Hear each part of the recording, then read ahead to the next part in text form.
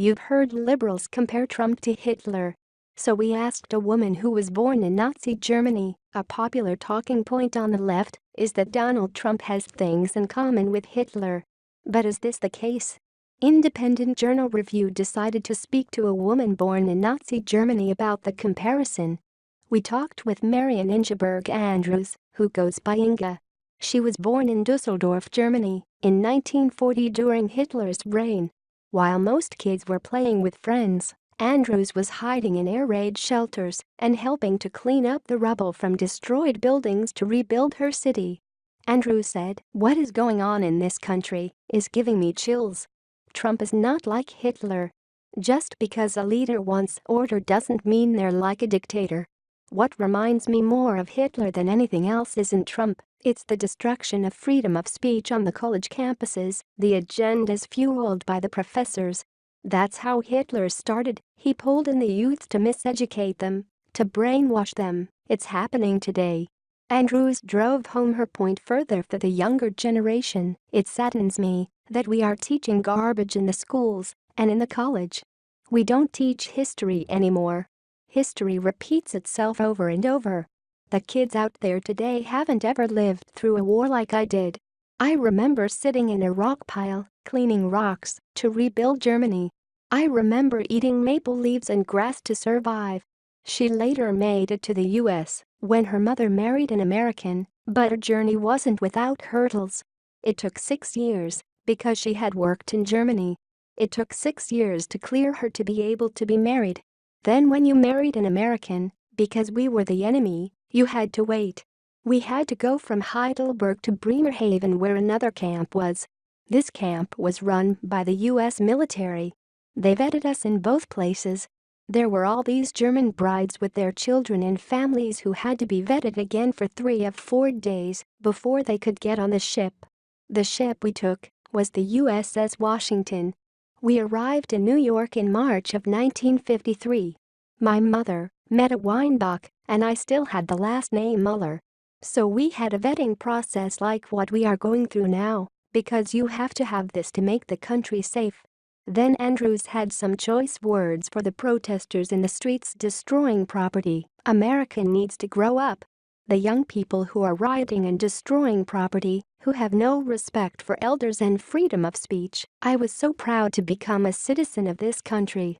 She opened up about how she accepted American culture and values. Andrews continued on about her desire to become an American. "At school, they put me in first grade, even though I was a teenager, because I didn't speak English. The teachers would take time at their lunchtime to teach us how to speak English. But they came to find out that I was hiding in the bathroom stall with my legs up eating my Braunschweiger and onion sandwich, so nobody would talk to me. Still, I had a burning desire to be an American.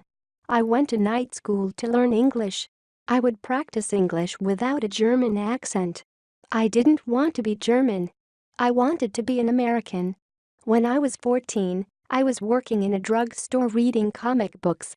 Through reading comic books, I developed my English skills. We would go to the malls and we wouldn't speak our foreign language, we would speak English. Because we believed we needed to honor the country that opened its doors for us. It was rude to do otherwise." Andrews returned to the present day with a message for those attacking freedom of speech. Professors shouldn't be telling their students to go after freedom of speech. They should be telling them that this is the greatest country in the world. The demonstrators can't tell you why they're demonstrating. I'm not a Republican. I'm not a Democrat. I just want the country to be at peace. I see what is happening here reflecting some of the things we saw in Germany, and it's terrifying. It's sad. But it's not because of Trump.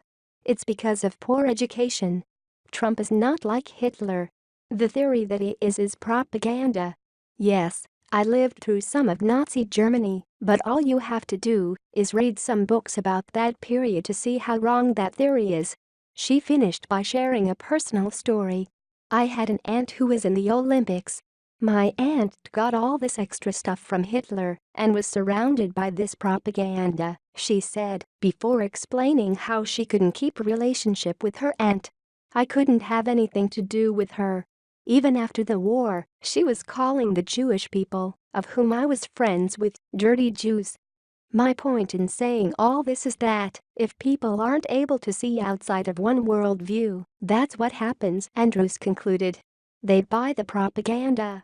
And that's what is happening today. And if people aren't educated properly and given the ability to think freely, we will repeat that history. Due to numerous inquiries into the authenticity of Inga's story, she's provided independent journal review with several pieces of proof to back up her claims. Upon sending these pieces of proof to back up her story, Andrews told us, "It's exactly what I've been saying. Some people want to see through one worldview, so they couldn't even believe the story I lived.